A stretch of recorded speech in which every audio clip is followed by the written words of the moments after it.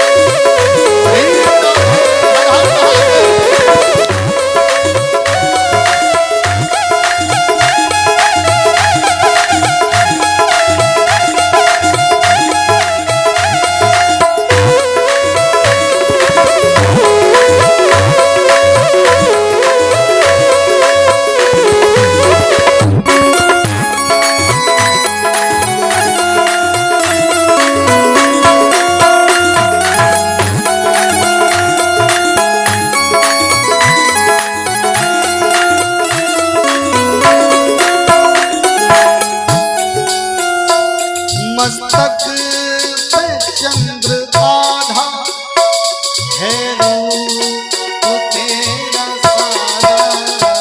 मस्तक पे चंद्र आधा है रूप तेरा सारा। मस्तक पे चंद्र आधा है रूप तेरा सारा। मस्तक पे चंद्र आधा है रूप तेरा सारा। अभी गंगा की ये धारा, अभी गंगा की ये धारा लेकर तेरी जगह भोलेनाथ तेरी महिमा सारे गगन भी गाए। झूमे धरा गगन को, झूमे धरा गगन को, नाचे दसों दिशाएं भोलेनाथ तेरी महिमा तीन लोक गाए। शिवनाथ तेरी महिमा तीन लोक गाए।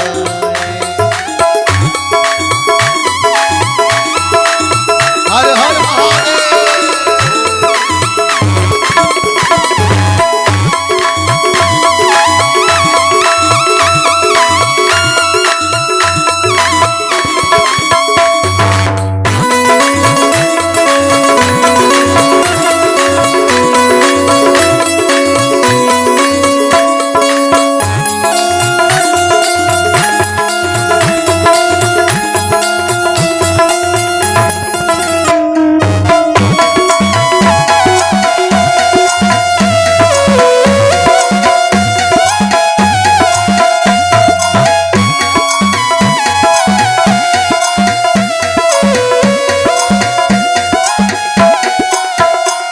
है प्रेम की सुधा सी है रूप चंद्रमा भी। है प्रेम की सुधा सी है रूप चंद्रमा की। है प्रेम की सुधा सी है रूप चंद्रमा की। है प्रेम की सुधा सी है रूप चंद्रमा की। ओ नीलकंठ वाले, ओ नीलकंठ वाले, कैसे तुझे रिझाएं।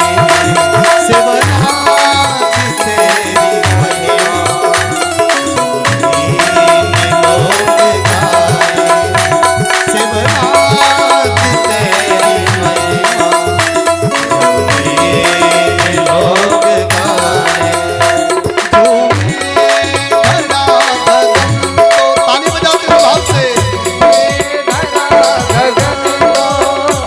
झूमे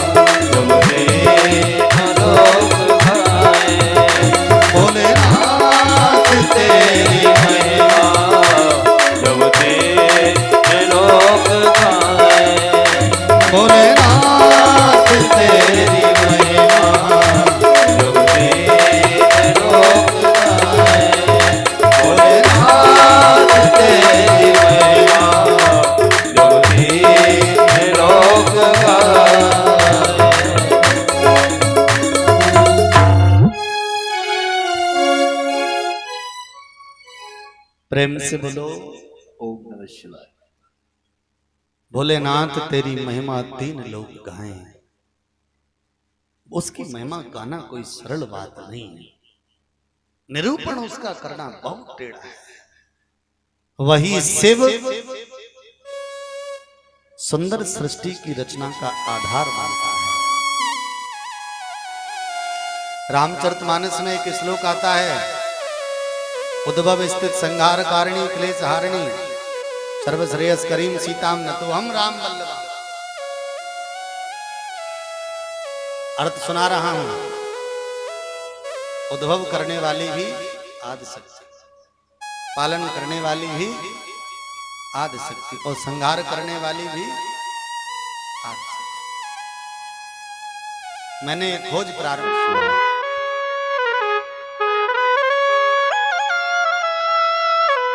यथार्थ सत्य है ये। रामचरितमानस में बहुत सारी चीज लिखी है, त्रिया चरित।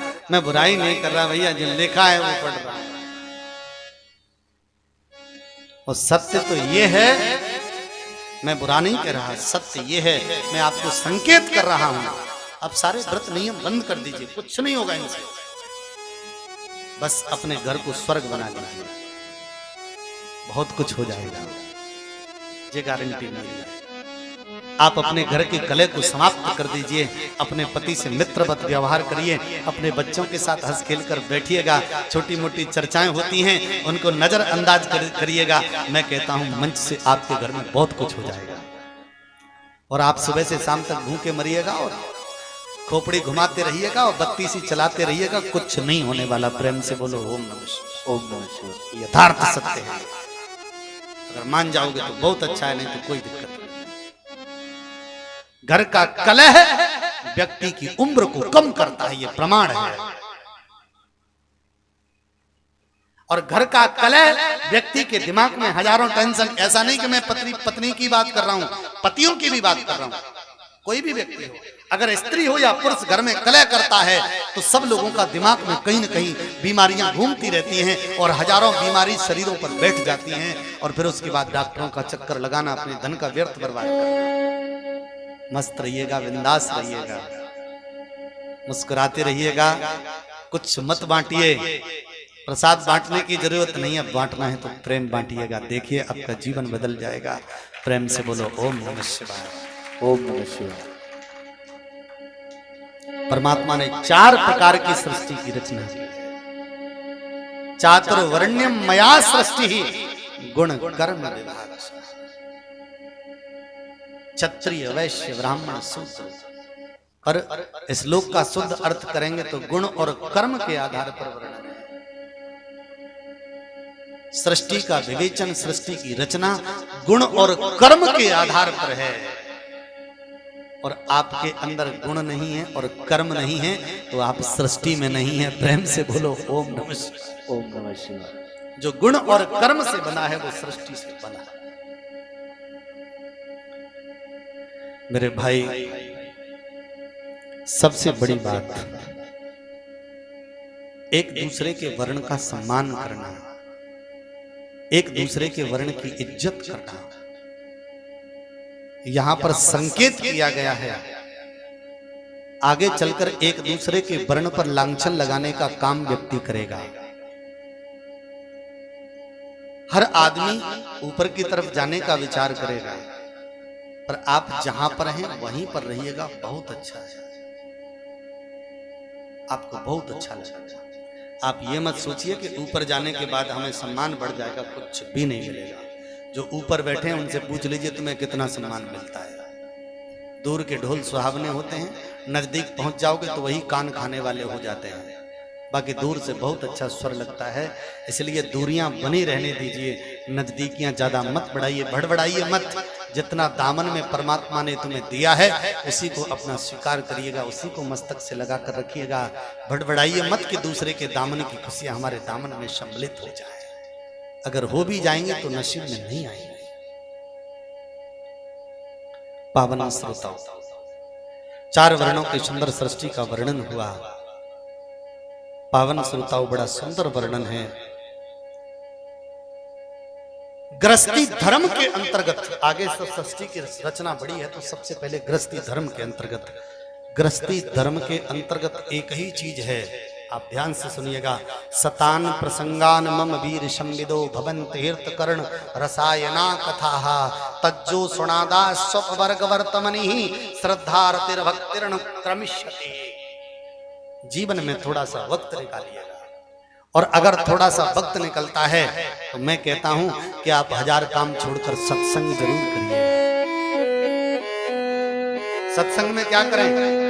सत्संग में बढ़िया चर्चा बता रहा हूं कि सत्संग में जाएं तो भीड़ तो मिलेगी, सत्संग में भीड़ मिलेगी तो एक कुर्सी उठाकर दूर बैठ जाना और इशारे से सहेली को भी बुला लेना बगल में, और सहेली को बुला के बढ़िया कान से कान लगाकर एक दूसरे की चुगली खूब करना, बहुत फल मिलता है। प्रेम से बोलो नमः शिवाय। क्या बात, कितने तरीके से बताए हैं यार। वैसे चुगली करने के लिए किसी क्लास में जाने की जरूरत नहीं पड़ती, ऑटोमेटिक सीख जाते हैं।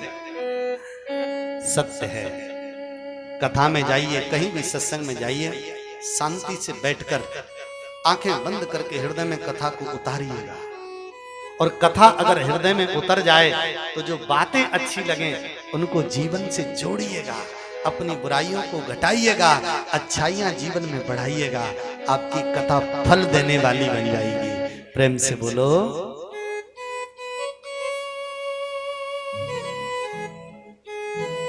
आप में से एक बात पूछ लूं, बुरा मत मानना, ये मत कहना कि ये पूछने का काम ज्यादा शुरू कर दिए हैं। पूछने का काम इसलिए कर दिए हैं क्योंकि आपसे हम पूछेंगे नहीं तो हमें पता कैसे चलेगा। ऐसे हाथ करके मुझे उत्तर देना, इसमें कितने ऐसे लोग हैं जो खाली ओम का जाप करते हैं? ओम का केवल ओम का। शास्त्र का प्रमाण दे रहा हूं, सुन लीजिएगा। इतरत्वात् मर्क्षार्थम ब्रह्मयोनिशम् जायते दिवाकरमुपस्थाय नित्यमित्तं समाचरेत। नियम यह है कि व्यक्ति को रोज 1000 बार ओम का जाप करना चाहिए। अगर व्यक्ति 1000 बार यानी 10 माला केवल ओम की जाप करता है तो उसे ब्रह्मा का पद प्राप्त होता है। वर्णन तो और भी बहुत है। 100 बार जो व्यक्ति 1 माला रोज करता है उसे इंद्र का पद प्राप्त होता है।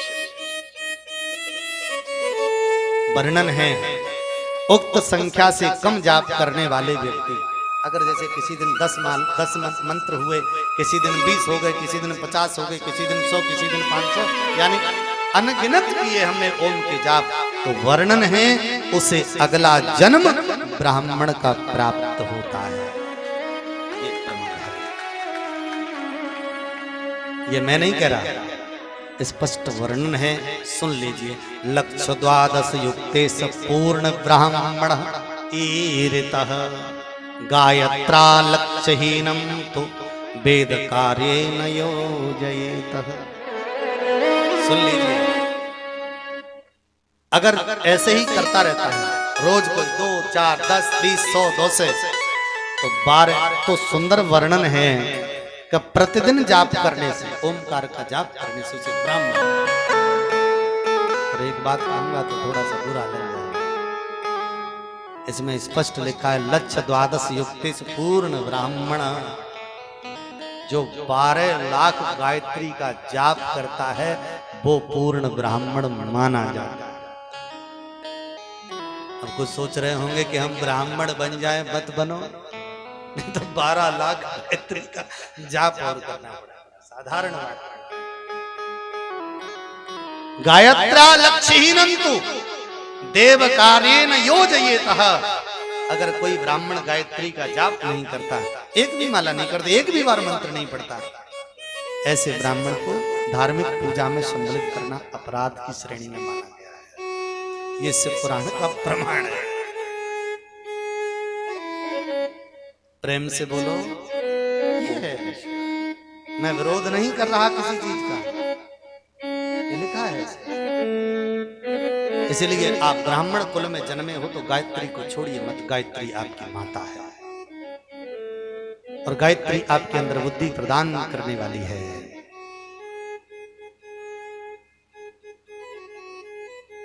प्रेम से बोलो ओम नमः शिवाय। पावन श्रोताओं, बड़ा सुंदर विवेचन है।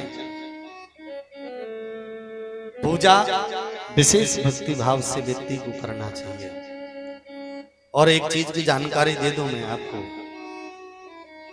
कभी भी आप शांति से बैठा करें घर में तो एकांत खोजिएगा। सवेरे सवेरे जल्दी स्नान करो और घर के एक कोने में ऐसे बैठो। ये जो मेरुदंड है ना, ये पीछे रीढ़ की हड्डी जिसको बोलते हैं, ये बिल्कुल सीधी होनी चाहिए। ऐसे नहीं बैठना, ऐसे।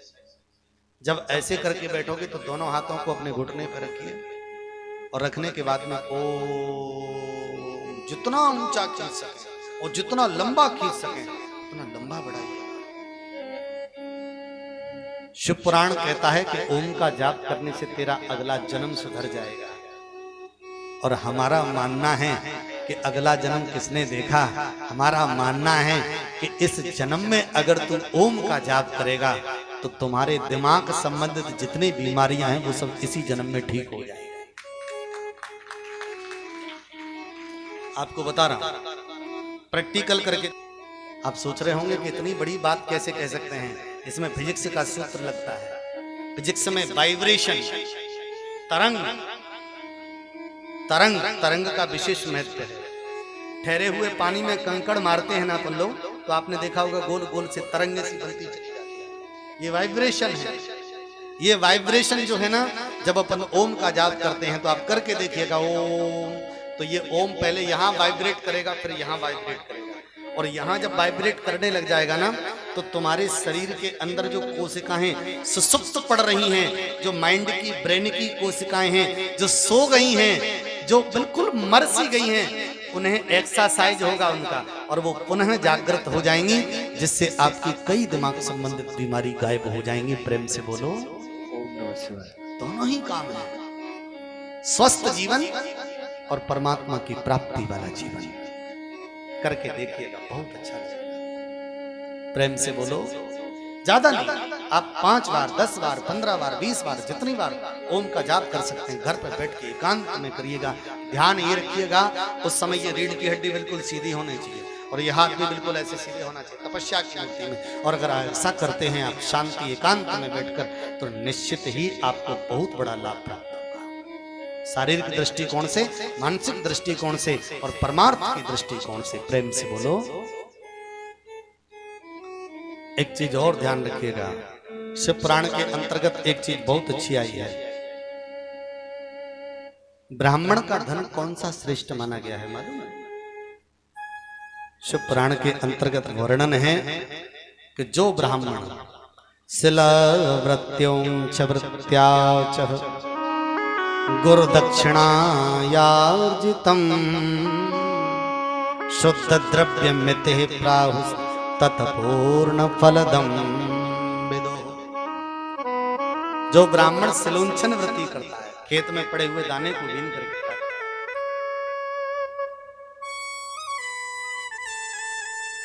एक और वृत्ति होती है, कच्चा अनाज गाय को खिलाया जाता है, कपिला गाय, और गाय कच्चा अनाज खाकर गोबर करती है। गोबर में वो अनाज के दाने निकलते हैं फूले हुए, उनको धोया जाता है अच्छे से, और धोने के बाद उनको सुखाया जाता है। सुखाने के बाद जो योगी तपस्वी ऋषि होते हैं वो उस अनाज के दाने का बना हुआ भोजन ग्रहण करते हैं, जिससे इंद्रियों पर निग्रहण किया जाता है।